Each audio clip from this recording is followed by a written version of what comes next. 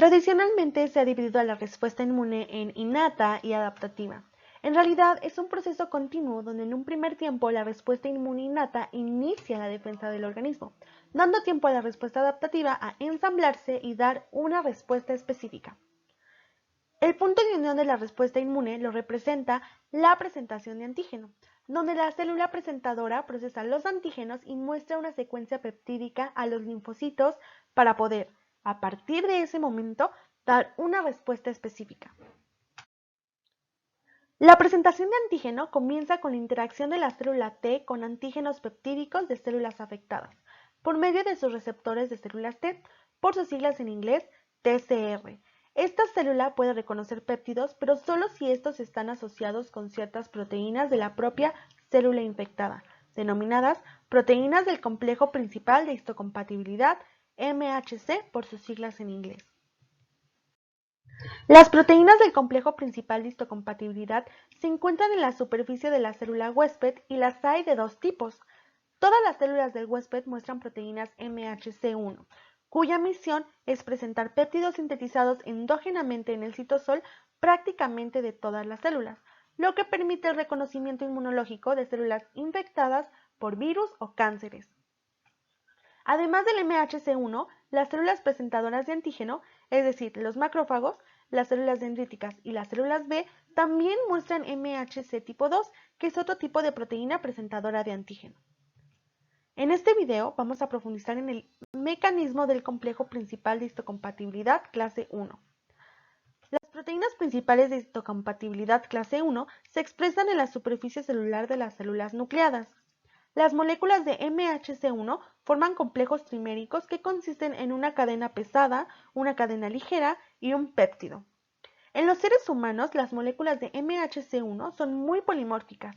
Las variaciones permiten la visualización de miles de péptidos distintos en la superficie celular. En la vía del complejo mayor de histocompatibilidad clase 1 se inicia con proteínas intracelulares presentes en el citoplasma, tanto proteínas procesadas por la misma célula en su metabolismo habitual, proteínas producto de oncogenes o productos de la síntesis viral en células infectadas o de bacterias intracelulares. Dentro de la célula se encuentra un sistema de marcaje y señalización similar a la fosforilación, en base a una proteína llamada ubiquitina.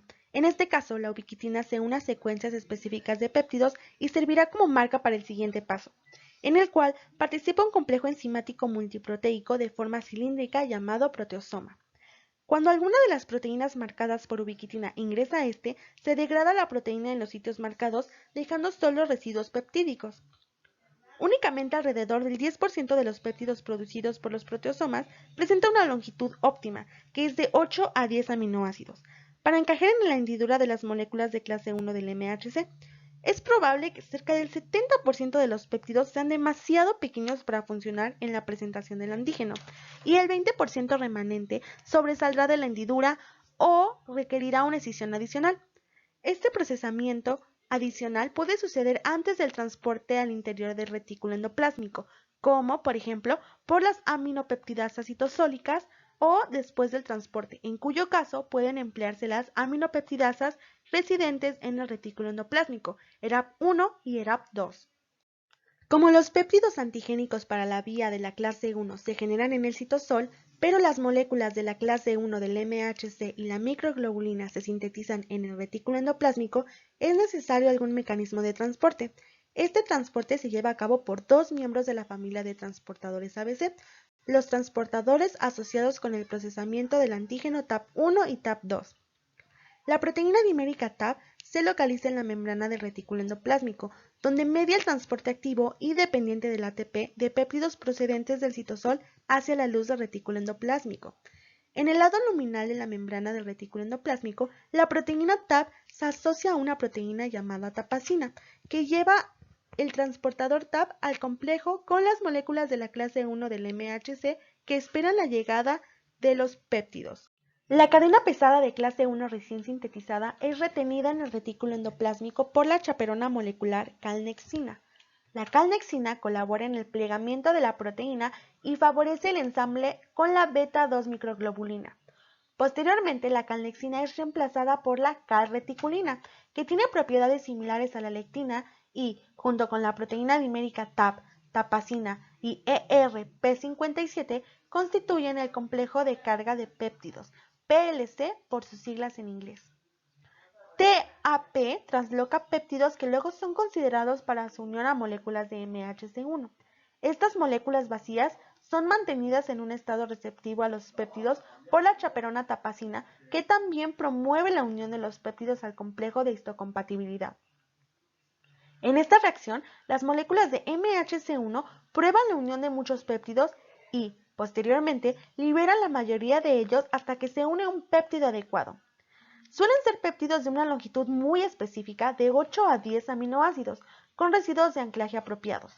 Los péptidos que son demasiado largos pueden ser recortados por la aminopeptidasa ERAP1, que recorta la mayoría de los péptidos solo hasta 8 o 9 residuos, lo que corresponde al tamaño necesario para una unión óptima a las moléculas del MHC1. Al final, los péptidos que están disponibles para ser presentados son los que se han escindido al tamaño correcto y de alguna manera han escapado a la hidrólisis adicional a un tamaño que es demasiado pequeño para unirse de manera estable a las moléculas del complejo mayor de histocompatibilidad. Tras la carga peptídica, la molécula de clase 1 ya no tiene afinidad por la tapacina, de manera que se disocia del PLC y ahora complejo estable péptido cadena pesada clase 1 beta 2 microglobulina se libera. Y los péptidos que son incapaces de unirse a una molécula son finalmente translocados de nuevo al citosol para su degradación. El ahora complejo estable péptido MHC1 atraviesa el complejo de Golgi y son transportados a la superficie celular mediante vesículas exocíticas, donde pueden ser reconocidos por linfocitos TCD8+, específicos frente al antígeno peptídico.